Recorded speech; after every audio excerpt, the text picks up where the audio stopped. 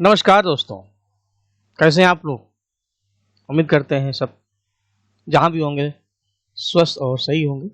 आप अपनी तैयारी को अंतिम परिणति पर ले जा रहे होंगे, तैयारी में धार और पालिश रख रहे होंगे। तो मैंने भी सोचा है कि इधर वक्त जो है वो अभ्यास के लिए ज़्यादा इम्पोर्टेंट है। जो चीज़ें पढ़ी हैं उनको रिवाइज करना और अपने कॉन्फिडेंस को एक लेवल तक लाना ज़रूरी होता है। तो इसी उम्मीद के साथ यूपीपीसीएस के लिए जीएस के कुछ अच्छे क्वेश्चन हम प्रेजेंट कर रहे हैं। कुछ क्वेश्चन इसमें हो सकता है रिपीट भी हो, कुछ नए हो, लेकिन महत्वपूर्ण ये नहीं कि वो कब आए या नहीं आए। महत्वपूर्ण ये कि आपका प्रेजेंट ऑफ माइंड कितना है, आप कैसे उनको कैच कर रहे हैं। तो साथ साथ क्वेश्चन देखते चलिए और आंसर हमसे पहले बताने की कोशिश करिए। जहाँ समझाना होगा हम समझा देंगे और एग्जाम तक ऐसे ही हम बीच बीच में सीरीज ला करके इसको पूरा कर देंगे। इसका फर्स्ट पार्ट आज हम प्रेजेंट कर रहे हैं और उसी तरीके से आगे मिलते हैं। जो लोग इसमें पहले से जुड़े हैं अच्छी बात है, जो लोग नए हैं तो उनको हम यही सलाह देंगे अपना प्यार आशीर्वाद दें,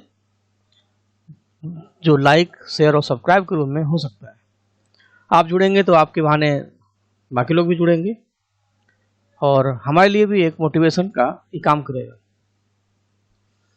आइए शुरू करते हैं। रहनुमाई मजदयासन सभा की स्थापना 1851 में पारसियों के सामाजिक धार्मिक सुधार का सूत्रपात करने के लिए हुई थी। यानी ये एक संस्था है पारसियों की जो 1851 में बनी थी। इसके फाउंडर जो थे उसमें कौन था कौन नहीं था, सबसे पहले नहीं वाले पर आप अंडरलाइन कर दीजिए जिससे क्वेश्चन गलत ना हो। तो इसका जो आंसर होगा, दादा भाई नौरोजी इसमें थे। नौरोजी फरदोन जी पारसी थे, इसमें थे। एस बंगाली भी इसमें थे। जबकि शिबली नुमानी एक मुस्लिम विचारक थे जिन्होंने लखनऊ में कई मदरसों की स्थापना की। तो इस आधार पर इसमें सी आंसर आपका हट जाएगा और सीधे सीधे आए तो नौरोजी फरदोन जी एंड बंगाली एस्टेब्लिश रहनुमाई सभा इन 1851। इतनी बातें इसमें बतानी थी। निम्नलिखित अभियुक्तों में से महात्मा गांधी की हत्या में, उनकी हत्या के षड्यंत्र में फांसी जिसको मिली थी वो आंसर है नारायण आप्टे। आप आंसर आता है तो उसको दिमाग में सेट कर लीजिए और कोई डाउट हो तो फिर बताइएगा। पहले भारतीय स्वतंत्रता संग्राम फर्स्ट इंडियन स्ट्रगल 1857 से संबंधित निम्नलिखित घटनाओं को देखें और उनका सीरियल बताएं और इस आधार पर लखनऊ में, कानपुर में, मेरठ में, इलाहाबाद में अलग अलग डेट को विद्रोह हुआ था। क्लास में जब मैंने आपको पढ़ाया था तो मैंने बताया था कि इसकी आंच सबसे पहले मेरठ से हुई थी। मेरठ के बाद ये सैनिक दिल्ली में गए थे। दिल्ली से फिर वो अपनी राजधानी लखनऊ में आए थे। लखनऊ के बाद ये विद्रोह कानपुर में फैला और कानपुर के बाद इलाहाबाद में फैला। इस आधार पर इसका आंसर होगा डी। पहले मेरठ, फिर लखनऊ, फिर कानपुर, फिर इलाहाबाद। ये विद्रोह सबसे अंत में फैला था दानापुर और जगदीशपुर में और सबसे अंत में भी खत्म हुआ था दानापुर जगदीशपुर बिहार में। कुंवर सिंह, अमर सिंह इसके नायक थे।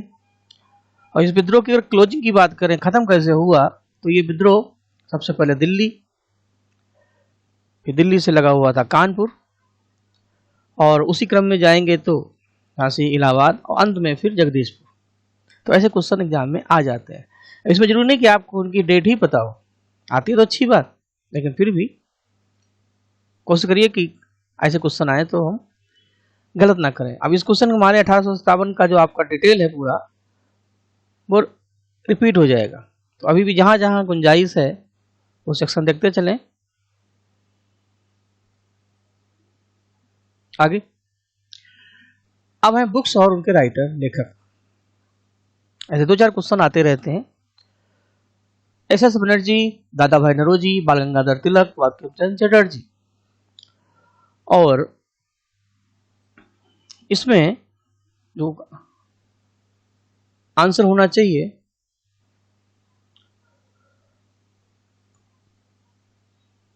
एस बनर्जी की बुक है ए नेशन इज मेकिंग। दादा भाई नौरोजी की बुक है poverty and unBritish rule in India. Tilak का है गीता रहस्य। बंकिम चंद्र चटर्जी की आनंद मठ। मतलब ये स्थिति बनती। अब आप देख लीजिए कौन सा मैच कर रहा है, आपके सामने सब कुछ है। ए का 1, बी का 3, सी का 2, डी का 4। भी आंसर इसका साफ साफ दिख रहा है। आगे बढ़ते हैं। क्विट इंडिया मूवमेंट, भारत छोड़ो आंदोलन के समय कौन युवा महिला नेत्री अभिज्ञा और प्रतिरोध का प्रतीक थी? कभी कभी हिंदी काफी टिपिकल क्लिष्ट आ जाती है, तो इंग्लिश मीडियम बच्चे में से उनके लिए या फिर भी हम कोशिश करेंगे दोनों मीडियम को साथ साथ रख के चले। इसे ये समझना है कि female leader of Quit India movement, Bharat छोड़ो आंदोलन की नायिका कौन है जिसने बढ़ चढ़ कर हिस्सा लिया। क्योंकि गांधी जी का जो आंदोलन हुआ था 1930 में, नमक सत्याग्रह, उसमें सरोजिनी नायडू काफी एक्टिव थी। सरोजिनी नायडू ने दर्शाना आंदोलन में काफी बढ़ चढ़ के हिस्सा लिया था। यही क्वेश्चन वहां बन सकता है कि सबने अवज्ञा आंदोलन यानी नमक सत्याग्रह के समय कौन युवा महिला नेत्री अवज्ञा और प्रतिरोध की प्रतीक थी? तब आपका आंसर हो जाएगा सरोजिनी नायडू। सरोजिनी नायडू को सबने अवज्ञा मूवमेंट 1930 की नायिका कहते हैं। 1942 में जब क्विट इंडिया मूवमेंट हुआ था, 1942 में, तब अंग्रेजों ने ऑपरेशन जीरो आवर चलाया था और सभी लीडर्स को जेल में कैद कर लिया था। गांधी जी के साथ सरोजिनी नायडू भी अरेस्ट हो गई थी। अगर भारत छोड़ो आंदोलन एक क्रिकेट मैच है तो अंग्रेजों ने मैच ना हो पाए इसके लिए ऑपरेशन जीरो चला दिया और सुबह सुबह ही पवेलियन से सारे खिलाड़ियों को अरेस्ट कर लिया। दर्शक स्टेडियम खचाखच भरा था लेकिन खेलने वाला कोई नहीं था। उसी में पवेलियन में सरोजिनी नायडू भी थी, उनको भी अरेस्ट कर लिया गया। ऐसी स्थिति में जनता ने खुद गेंद बल्ला खेला और जनता ने इस आंदोलन को आगे बढ़ाया। लेकिन भारत छोड़ो आंदोलन को लीडर लेस रेवोल्यूशन, नेतृत्वहीन क्रांति भी कहते हैं। और इसमें राम मनोहर लोहिया, जयप्रकाश नारायण, अच्युत कृपलानी, उषा मेहता और आसिफ अली जैसे लोगों ने बढ़ चढ़ के हिस्सा लिया। तो और आसिफ अली राम मनोहर लोहिया के अंडरग्राउंड मूवमेंट यानी भूमिगत आंदोलन से जुड़ी थी। उन्होंने इस आंदोलन में काफी ज्यादा खेला या अच्छी पारी खेली, क्योंकि सरोजिनी नायडू इस आंदोलन में जेल में कैद थी, या कह सकते हैं वो मैच से बाहर हो गई। तो रही बात और आसिफ अली की, इनके बारे में बहुत क्वेश्चन बनते हैं। आजाद हिंद फौज का मुकदमा जो दिल्ली में नवंबर 1945 में हुआ था, उसकी जानी मानी वकील थी भूलाबाई देसाई के साथ जवाहरलाल नेहरू, तेज बहादुर सप्रू और अड़ा आसिफ अली ने मिलकर के मुकदमा लड़ा था। यही नहीं, कैबिनेट मिशन जब 1946 में भारत आया था तो उसके अनुसार अंतरिम मिनिस्ट्री, अंतरिम मंत्रिमंडल भी बनाया गया था। उस मंत्रिमंडल की पहली महिला सदस्य, first member, female member, rail मंत्रालय इनको मिला था। तो ये भारत की first female minister, rail minister है, advocate of Indian National Army case और leader of Quit India Movement 1942। इतने क्वेश्चन और जी पर बनते हैं, बाकी आप देखते रहे ना। हमारा काम है क्वेश्चन के बहाने जितनी चीजें समझाने लायक है समझा दी जाए। प्रार्थना समाज, भारत में जो आर्थिक सामाजिक आंदोलन हुए थे उसी में प्रार्थना समाज भी एक समाज है जिसकी स्थापना 1867 में बॉम्बे में हुई थी।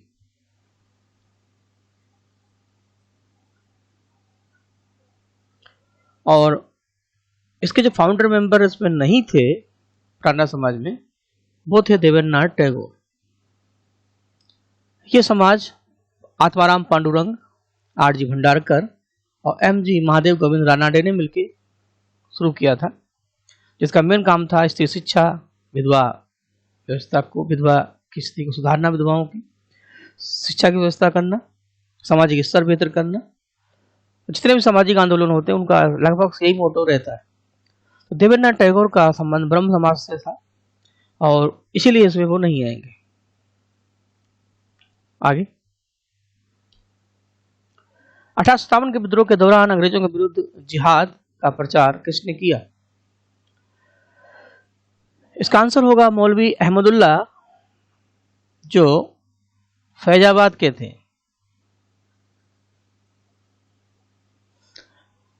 अंग्रेजों ने इनको पकड़ने के लिए कई हजार का इनाम रखा था और फैजाबाद के ये शेर कहलाते हैं और इन्होंने अंग्रेजों के विरुद्ध जिहाद शब्द का प्रयोग किया था और इसीलिए अहमदुल्ला काफी चर्चा में रहे।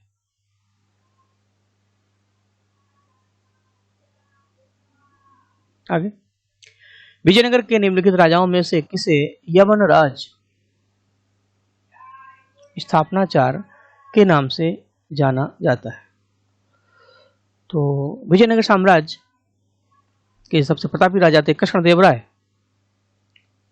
और इन्हीं के दरबारी कवि थे तेनालीराम। इन्हीं की उपाधि थी यमनराज स्थापनाचार्य। सल्तनत काल में डाक व्यवस्था का वर्णन, सल्तनत काल में डाक व्यवस्था काफी बेहतर थी और इसका वर्णन इब्न बतूता ने अपनी किताब में किया है।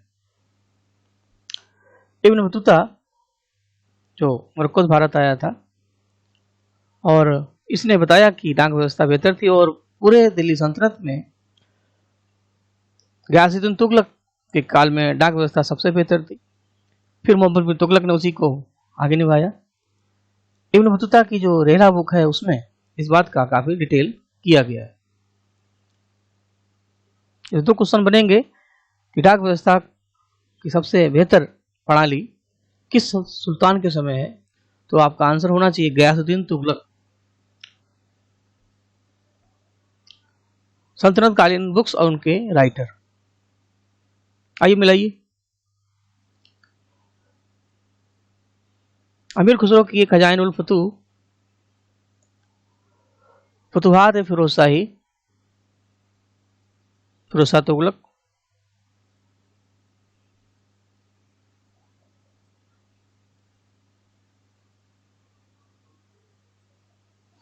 तारीख फिरोज शाही वर्णी, फतूह सलातीन इशामी।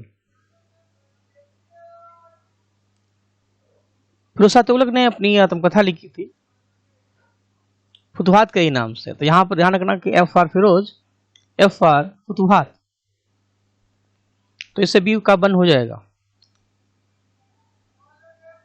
ए का 4, सी का 2, डी का 3, बी आंसर हो जाएगा।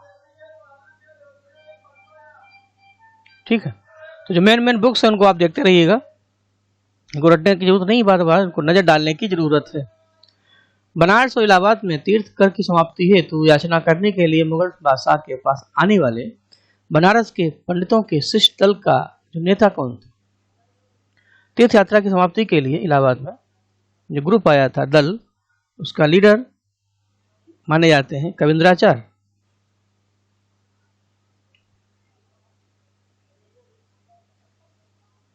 ठीक, अकबर के समय औरंगजेब के सरकारी इतिहासकार मोहम्मद काजिम माने जाते हैं, जिन्होंने औरंगजेब का समकालीन इतिहास लिखा है। वैदिक राजा और उनके राज्यों का क्रम पूछा जा रहा है। कौन सा राजा कहां पर है?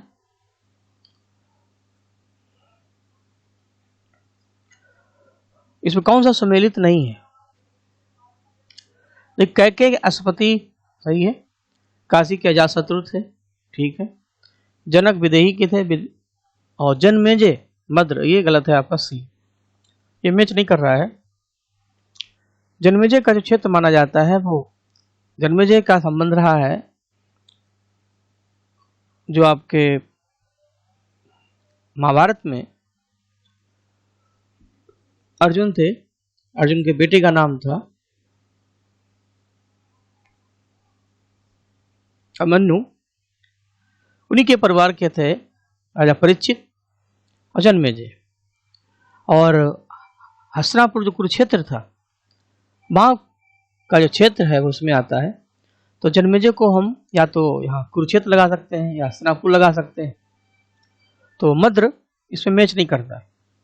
तो जन्मेजय आ जाए, राजा परीक्षित आ जाए, वो उसी पीढ़ी के एक राजा माने जाते हैं। बाकी विदेह, काशी, कैकेय ये उस समय की भौगोलिक परिस्थिति के अनुसार उस क्षेत्र में नहीं आते। तो यहाँ पर सी आंसर होना चाहिए। बौद्ध लिपियों में से किस ग्रंथ में लिपियों की सूची मिलती है? बौद्ध लिपियों की महावंश, मिलिंद पन्नों, ललित विस्तार और दिव्यावदान, ये चारों बौद्ध ग्रंथ हैं। लेकिन इसमें ललित विस्तार में सबसे प्राचीन लिपियों की सूची प्राप्त होती है। अगला है तमिल काव्य में कौन से महाकाव्य थे? तुलक्कापियम, तिरुक्कुरम, पदित्रु, मधुरेकांची, सिलप्पदिकारम, मणिमेखलय, अहनानूरू और पुरनानूरू। तो इसमें सिलप्पदिकारम और मणिमेखलय ये तमिल महाकाव्य माने जाते थे संगम काल के। तो चेर, चोल और पांड का क्या लिखा गया था? सिलप्पदिकारम और मणिमेखलय। प्रशासन में महिलाओं की सबसे अधिक भागीदारी, उनकी एक्टिविटी चालुक्यों के काल में सबसे ज्यादा थी और उन्होंने राजनीतिक कई पदों को संभाला, यहाँ तक कि नेतृत्व भी किया प्रशासन का। परमारों से जुड़े वैदिक साहित्य का टीकाकार पूछा गया। तो परमार, राजा परमार के समय प्रसिद्ध टीकाकार जो साहित्य के होते हैं वो थे ऊवट। भारत में अंग्रेजी शिक्षा के प्रचार में सहायता करने के लिए कौन सी संस्था सबसे पहले स्टेब्लिश हुई थी, बनी थी? तो इन चारों में जो संस्था सबसे पहले बनी थी वो है हिंदू कॉलेज, कलकत्ता। हिंदू कॉलेज की स्थापना हेयर और राजा राम मोहन राय ने मिलकर की थी और यह संस्था अंग्रेजी शिक्षा से संबंधित पहली सिस्टमेटिक संस्था मानी जाती है। तो इसका आंसर डी लगाएं। क्वेश्चन इसमें एक ये भी बनेगा, हिंदू कॉलेज की स्थापना के जो फाउंडर हैं उनका पेड़ पूछा जाए तो हेयर और राय दोनों लोगों ने मिलकर इसको शुरू किया था। अखिल भारतीय मजदूर संघ कांग्रेस में बॉम्बे के प्रथम अधिवेशन के अध्यक्ष, president of first session of all India labour union Congress, इसके अध्यक्ष थे लाला लाजपत राय, बॉम्बे के पहले सेशन के अध्यक्ष।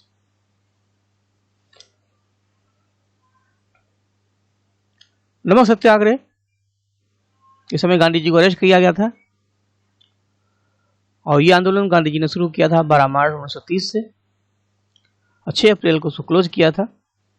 यानी दांडी मार्च की शुरुआत 12 मार्च 1930 से होती है और 24 दिन की इस यात्रा को उन्होंने 6 अप्रैल 1930 को क्लोज किया था। फिर वो अरेस्ट हो गए थे।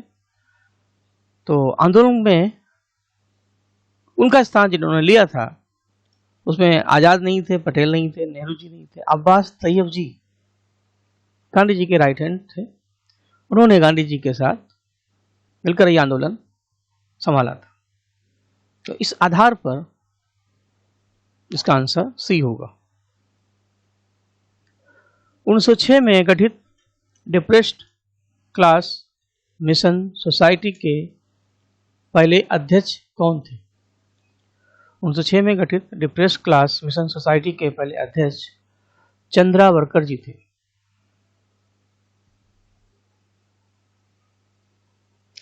डिप्रेस्ड क्लास मिशन सोसाइटी के पहले अध्यक्ष थे मिस्टर चंद्रावरकर। कौन नृत्य सुमेलित नहीं है? Which are the dance is not correctly matched? तो इसमें नटबरी पूर्वांचल में, धीवर कहार, धुरिया बुंदेलखंड, और कर्मा नृत्य जो है वो महोबा में नहीं होता। इसका आंसर ए होगा, ये मैच नहीं कर रहा है। कर्मा आपका नृत्य, वैसे देखा जाए तो कर्मा नृत्य छत्तीसगढ़ में काफी ज्यादा प्रचलित है, और छत्तीसगढ़ से लगा हुआ यूपी का बॉर्डर है, जो जिला पड़ता है वो है सोनभद्र। तो यहां पर सोनभद्र आप लगा दें, और इस आधार पर इसका आंसर ए होगा, कर्मा नृत्य।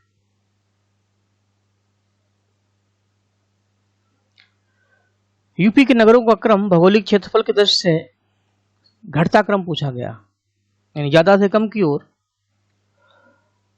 तो इसमें बनारस, गौतम बुद्ध नगर, बागपत, भदोई, ये क्रम होना चाहिए। क्षेत्रफल के अनुसार सबसे पहले बनारस आता है, फिर गौतम बुद्ध नगर, फिर बागपत, फिर भदोई। इसका आंसर होगा डी। यूपी के प्रमुख संगठन और उनकी स्थापना वर्ष। क्योंकि यहाँ पर क्या है कि आपका एग्जाम नजदीक है, अधिकतर चीजें आपने पढ़ ली होंगी, तो वहीं पर समझाएंगे जहाँ पर जरूरी है। तो कोशिश करेंगे कि थोड़ी स्पीड को बढ़ाएं, इसलिए आप ये देखिए कि चीजें कितनी बेस्ट आ रही हैं, कहाँ पे डाउट हो रहे हैं। तो जानबूझकर हम समय ना आपका लॉस करेंगे ना अपना। अब संगठन स्थापना वर्ष में कुछ भी समझाने को नहीं, लेकिन अगर क्वेश्चन आ जाए तो आपने तैयारी की होगी तो आंसर देखिए क्या है, बाकी तो हम बता ही रहे हैं। तो उत्तर प्रदेश अल्पसंख्यक आयोग, मानवाधिकार आयोग, महिला आयोग और सूचना आयोग 94, 2002, 2004, 2005। इसका आंसर होगा इसी क्रम में है जिस क्रम में ये बने, ए होगा। यानी आपको ऐसे करना होगा, सबसे पहले अल्पसंख्यक आयोग बना, फिर मानवाधिकार आयोग बना, फिर महिला आयोग बना, उसके बाद सूचना आयोग, ये क्रम होगा।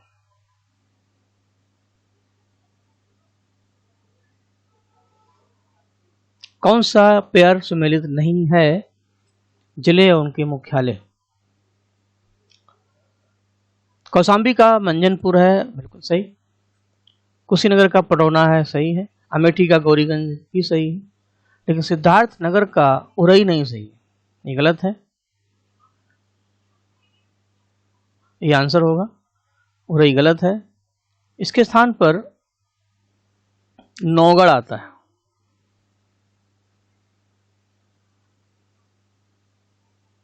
नौगढ़, ठीक।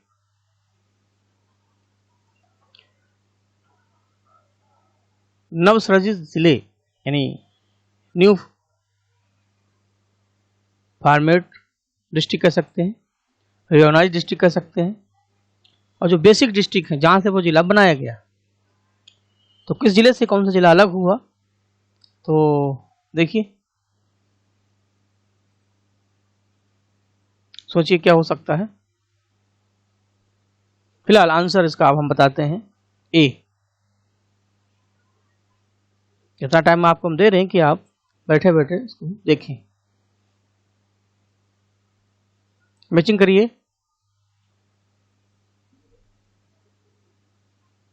चलिए, चंदौली बनारस, ठीक से अलग हुआ। फैजाबाद से अंबेडकर नगर, बांदा से चित्रकूट, गोंडा से बलरामपुर। पहले जो जिले थे इसी क्षेत्र में आते थे। इस आधार पर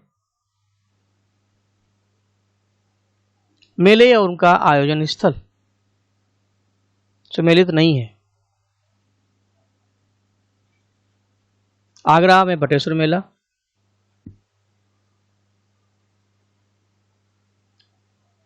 बुलंदशहर में बल सुंदरी देवी मेला,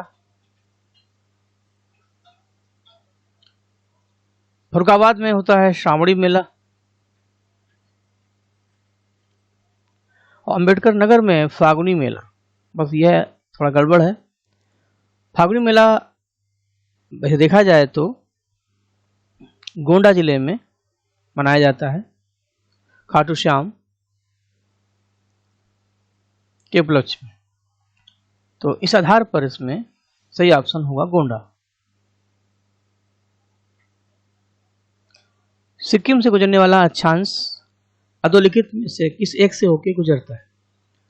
सिक्किम की जो भौगोलिक पोजीशन है उसके अनुसार जैसलमेर राजस्थान का ऐसा शहर है जो उस अक्षांश में सिक्किम से इक्वल स्थित है, उसी पैरेलल पर, उसी अक्षांश पर। तो इस आधार पर इसमें जैसलमेर, बाकी नागौर है, जोधपुर है, धौलपुर है, इनकी भौगोलिक स्थिति सिक्किम के पैरेलल नहीं। जनजातियां उनके राज्य, इसका आंसर होगा बी।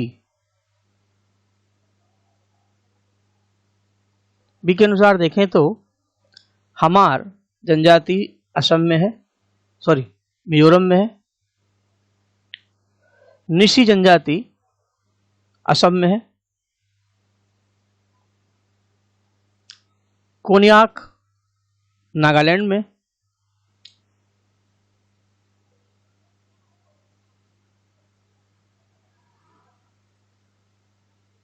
और निसी जनजाति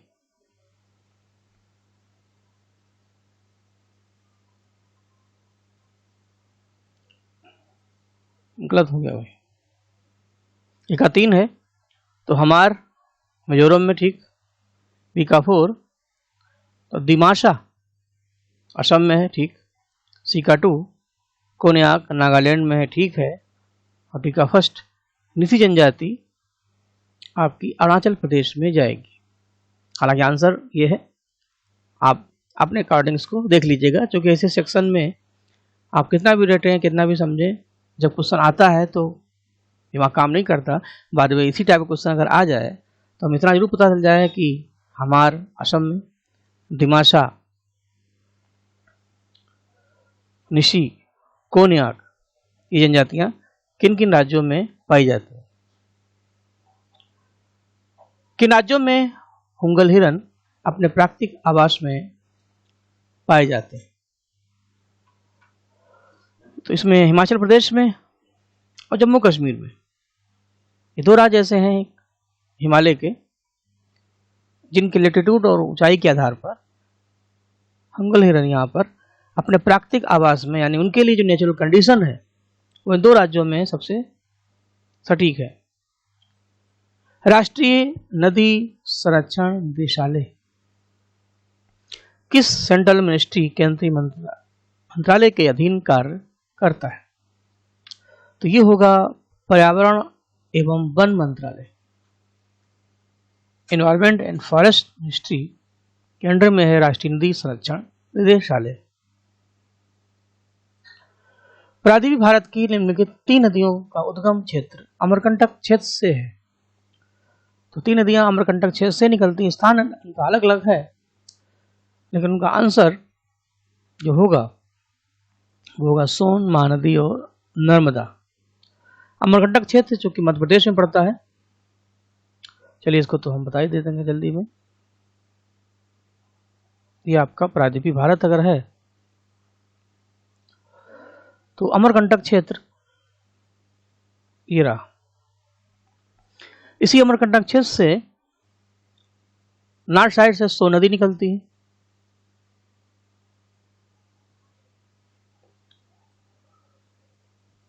वेस्टर्न साइड से नर्मदा,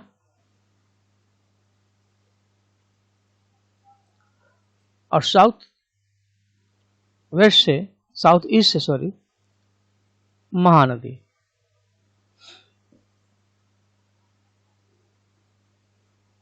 ये नदियां अब केंद्रीय प्रवाहतंत्र का सबसे अच्छा उदाहरण है। ये साइकिल के पहिए में सारी तीरियां एक ही जगह कसी होती हैं और अलग अलग दिशाओं में जाती हैं। तो ये है आपका अमरकंटक क्षेत्र। बांध और किस नदी पर वो बनाए गए, ये क्वेश्चन इससे संबंधित है। आइए देखिए आप क्या हो सकता है आंसर।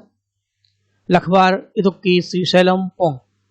जो पहले इसमें आपको आ रहा हो उस पर टिक लगा दें, बाकी जो बचे हैं उन पर अपने आप दिमाग लग जाएगा।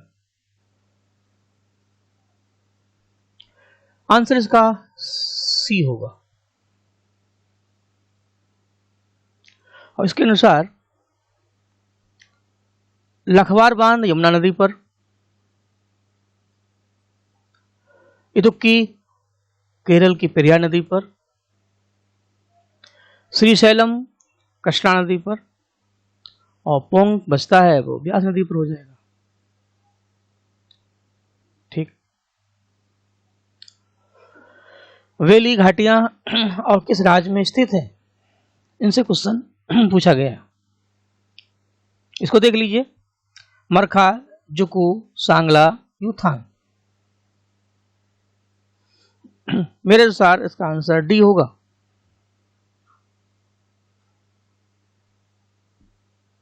और डी के अनुसार देखें तो 3 4 2 1 की सीरीज बन रही है, 1-3, यानी मरखा घाटी कश्मीर में है, ये पता चलता है। जुकू घाटी नागालैंड में स्थित है।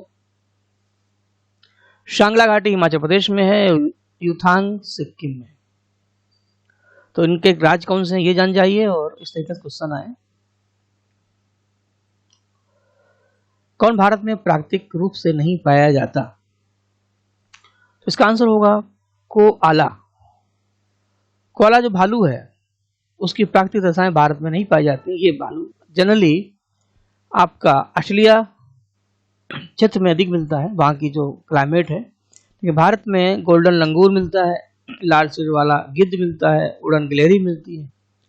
लेकिन कोलाला हुआ, पेगमिन हुआ, इनके लिए भारत में उतनी जलवायु बेहतर नहीं। इसका आंसर सी होगा।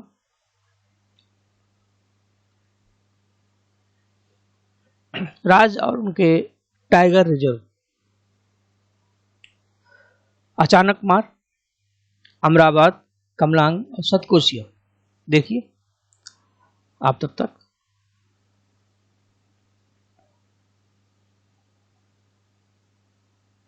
अभी मान चलिए आप ऑनलाइन एग्जाम दे रहे हैं, तो आंसर अपने दिमाग में रखिए, फिर मैं आंसर बताता हूं, देखता हूं कितना आप कर पा रहे हैं कि नहीं कर पा रहे हैं।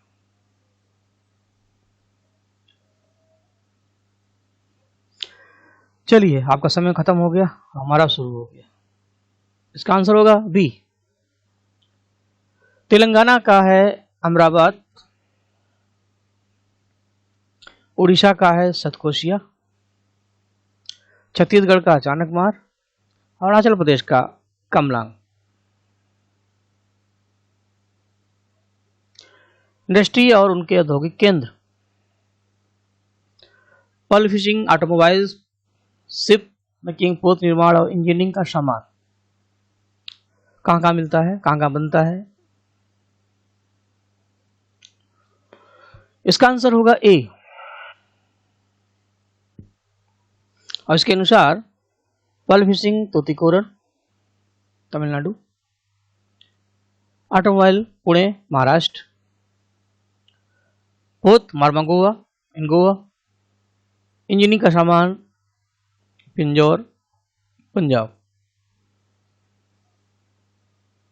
ट्रैक्टर, ट्राली, साइकिल, कृषि संबंधी जितने भी सामान है वो पिंजौर में खूब बनते हैं। उद्यमी हेल्पलाइन स्थापित की गई है जितने भी हमारे टिनी, स्मॉल और मिडिल इंडस्ट्री है उनके लिए। सूक्ष्म लघु उपक्रम यानी इंटरप्राइजेज यानी उद्योगों के लिए उद्यमी। हैंडबुक ऑफ एग्रीकल्चर प्रकाशित होती है, हैंडबुक ऑफ एग्रीकल्चर भारतीय कृषि अनुसंधान परिषद से। ठीक। कौन राष्ट्रीय खाद्य सुरक्षा मिशन में कौन सी क्रॉप्स नहीं शामिल है, नहीं पर ध्यान कुछ लोग नहीं देते, फिर वो नहीं हो पाते। तो ध्यान रखना है कि इसमें जो भी खाद्य सुरक्षा मिशन है इसमें आपका गेहूं था, चावल था, दलहन था, तिलहन था, लेकिन इसमें हमारा जो दलहन है उसमें नहीं था, वहाँ गेहूं था, चावल था और तिलहन था।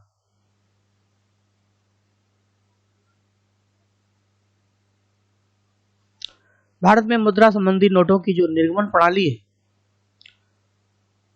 वो न्यूनतम कोष प्रणाली पर आधारित है। मिनिमम फंड सिस्टम, इसके आधार पर आरबीआई जितना कोष रिलीज करती है उसमें 200 करोड़ के कोष के आधार पर कुछ गोल्ड के फार्म में, कुछ कैश के फार्म में सरकार को रखना होता था आरबीआई को, और उसी के आधार पर वो उतने नोट इशू करती है। तो इसमें न्यूनतम जो आपका कोष सिस्टम है, फंड सिस्टम है, उसी के आधार पर नोटों को इशू किया जाता है, जारी किया जाता है। आरबीआई की बैंक दर कम करने का कारण क्या? अब ये ऐसे क्वेश्चन है जिसमें थोड़ा सा टाइम दें तो ज़्यादा अच्छा, टाइम चूंकि नहीं है, कॉन्सेप्टिव चीज़ें हैं। तो बैंक दर, सीआरआर, एसएलआर आरबीआई की कुछ टूल्स हैं, मौद्रिक नीतियों के ऐसे कह सकते हैं साधन है जिसके आधार पर मार्केट में मुद्रा की जो तरलता है, लिक्विडिटी है, उसको घटाया या बढ़ाया जाता है। यदि आरबीआई इनके रेशियो को बढ़ा देती है, जब बैंक दर बढ़ा दिया जाए, सीआरआर बढ़ा दिया जाए, तो मार्केट में जो पैसा है वो कम हो जाता है, उसकी लिक्विडिटी घट जाती है। और अगर घटा दिया जाए रेशियो तो बढ़ जाती है। जैसे मान लीजिए किसी नदी में बाढ़ आ जाए तो पानी ज़्यादा है, उसको निकालने के लिए भी हम तरीका अपनाते हैं, और पानी कम है तो बढ़ाने के लिए भी तरीका अपनाते हैं। तो भारत में पैसा भी एक नदी के बहाव के समान है, इसमें नॉर्मल फ्लो रहता है। अगर बाढ़ आ जाती है तो इसका मतलब है पैसा ज़्यादा हो गया, उसको कम करो, सूखा आ गया तो पैसा टालो, नहीं तो अर्थव्यवस्था सूख जाएगी। कुछ ऐसा इसमें भी होता है। तो बैंक दर, सीआरआर, एसएलआर जब घटाए बढ़ाए जाते हैं तो जाहिर सी बात है पैसा मार्केट से घटेगा, बढ़ेगा। तो बैंक दर एक इंटरेस्ट रेट होता है जिसके आधार पर आरबीआई बैंकों को उधार देता है। ये चीज रेपो दर में भी होती है। रेपो दर में शॉर्ट टर्म लोन होते हैं 1 से 14 दिन के लिए, लॉन्ग टर्म्स हैं 1 साल के आसपास, तो वो बैंक दर होता है। तो बैंक दर एक ब्याज दर है। ये दर अगर बैंक बढ़ा देते हैं तो बैंकों को लोन महंगा मिलेगा, उपभोक्ताओं को महंगा मिलेगा, होम लोन, ऑटो लोन महंगे हो जाएंगे। यदि ये सस्ता है, कम है, तो लोन हमारे सस्ते हो। इसी आधार पर मुद्रा नीति भी 2 प्रकार की होती है, महंगी मुद्रा नीति, सस्ती मुद्रा नीति, dear money policy and cheap money policy. अब आते हैं अपने क्वेश्चन पर। बैंक दर कम करने के फलस्वरूप, बैंक दर अगर कम होगी तो मार्केट में मनी की जो लिक्विडिटी है वो बढ़ जाएगी, यानी जो पैसा है, जो मनी है, मार्केट में अधिक हो जाएगा। क्योंकि इंटरेस्ट रेट कम होगा, बैंकों को ज़्यादा मिलेगा, हमको भी ज़्यादा मिलेगा। तो इसका आंसर ए होगा।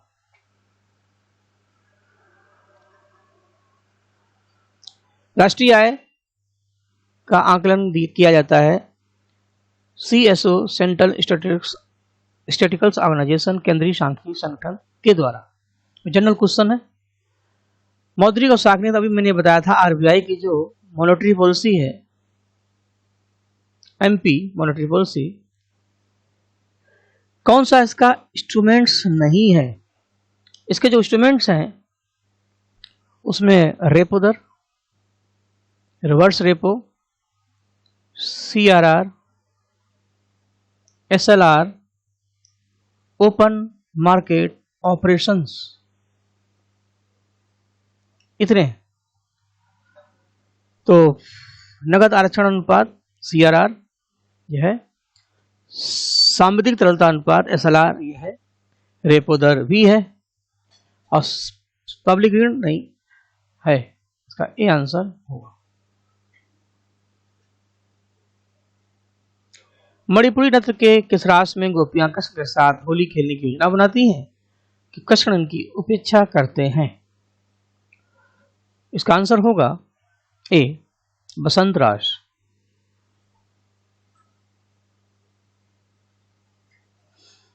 कभी कभी समाचारों में दिखने वाली शिक्षा की वार्षिक स्थिति report, annual status of education report, issue by जारी करता है एनजीओ प्रथम।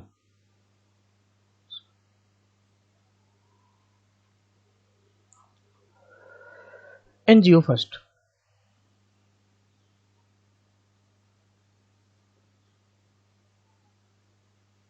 दुर्लभ जाति के हिरण के लिए निम्न में से कौन सा राष्ट्रीय पार्क फेमस है, प्रसिद्ध है?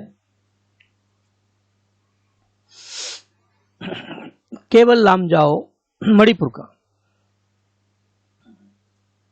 जैसे एशियाई शेरों के लिए गिर फेमस है, एक सिंग वाले गैंडे के लिए काजीरंगा फेमस है, वैसे ही हिरण की जो दुर्लभ प्रजातियां जो भारत में बहुत कम है, मणिपुर का केवल लामजाओ पार्क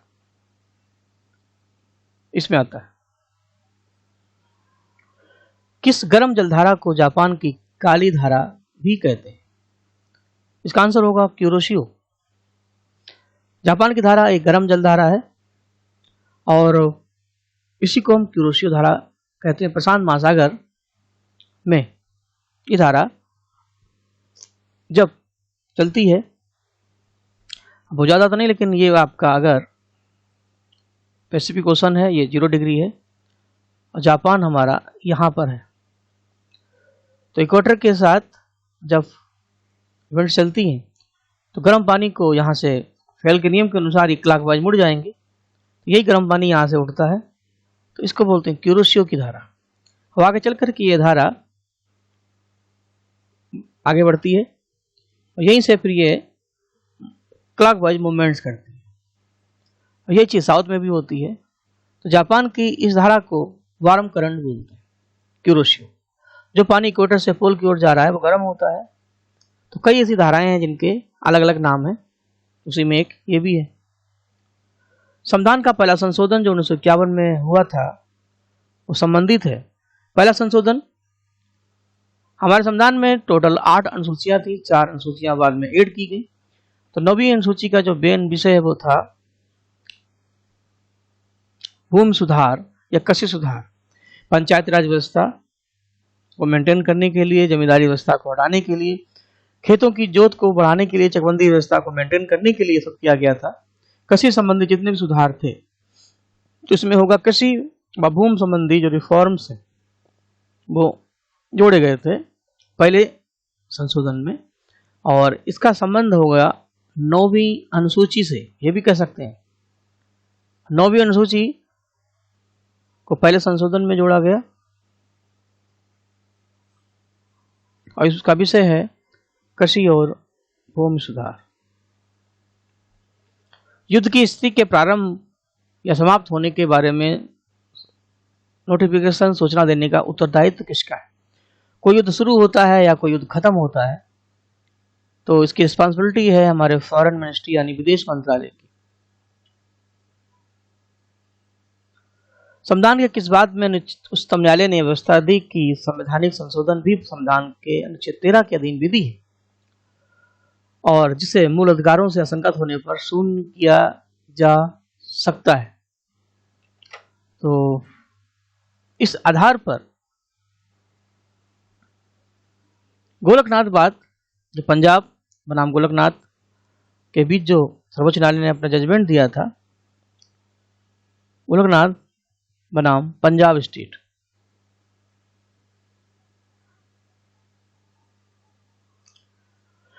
नाइनटीन 1967 में ये मामला जब सर्वोच्च न्यायालय में आया था तो इसमें ये कहा गया था कि आर्टिकल 13 के अनुसार हमारे संविधान में जो संशोधन हो सकता है तो हर क्षेत्र में अमेंडमेंट हो सकता है। बात मूल अधिकारों की अगर बात करें उसके लिए भी केशवानंद भारती से पहले सज्जन सिंह और शंकरी प्रसाद बाद में कहा गया था कि हमारे संविधान में संशोधन हो सकता है। आगे चल करके गोलकनाथ के मामले में ये निर्णय दिया सर्वोच्च न्यायालय ने कि हमारे संविधान में मूल अधिकारों के असंगत होने पर जितनी भी विधियां हैं उनमें भी संशोधन हो सकता है और कोई भी अमेंडमेंट उससे परे नहीं। तो ले देकर के गोलकनाथ बाद में इस जजमेंट को ओके किया गया कि कोई भी संविधान संशोधन अनुच्छेद 13 के अनुसार एक विधि है, मूल अधिकारों के असंगत होने पर वो शून्य घोषित किया जा सकता है। आगे चल करके 1973 में केशवानंद भारती बनाम केरल राज्य में सर्वोच्च न्यायालय ने अपना जजमेंट दिया, जो संविधान की सबसे बड़ी बेंच बनी जाती है, जिसमें 13 न्यायाधीश थे, कि हमारे संविधान का जो बेस है, जो आधार है, मौलिक ढांचा जो है, उसमें ना परिवर्तन करते हुए हम संविधान में कुछ भी घटा बढ़ा सकते हैं, और इसी आधार पर समय के अनुसार जो योज प्रयोग में ना हो उसको हम संविधान से हटा सकते हैं। जो व्यवहारिक है उसको संविधान में जोड़ सकते हैं। जैसे संपत्ति का अधिकार 44 अमेंडमेंट में हटाया गया 78 में, उसके बाद, और राइट टू एजुकेशन शिक्षा का अधिकार भी दिया गया 2001 में। तो केशवानंद भारती का संबंध आधारभूत ढांचे से, तो ले देकर इसका आंसर गोलकनाथ बाद ही होना चाहिए। संविधान की छठी अनुसूची 6 शेड्यूल जिन 4 राज्यों के आदिवासी या जनजाति क्षेत्र की बात करती है, उसमें असम, त्रिपुरा, मेघालय और मिजोरम। असम, त्रिपुरा, मेघालय और मिजोरम। असम, त्रिपुरा, मेघालय और मिजोरम, इसका बी आंसर होगा। यानी ध्यान रखना, इसमें मणिपुर नहीं होगा, इसमें अरुणाचल प्रदेश नहीं होगा।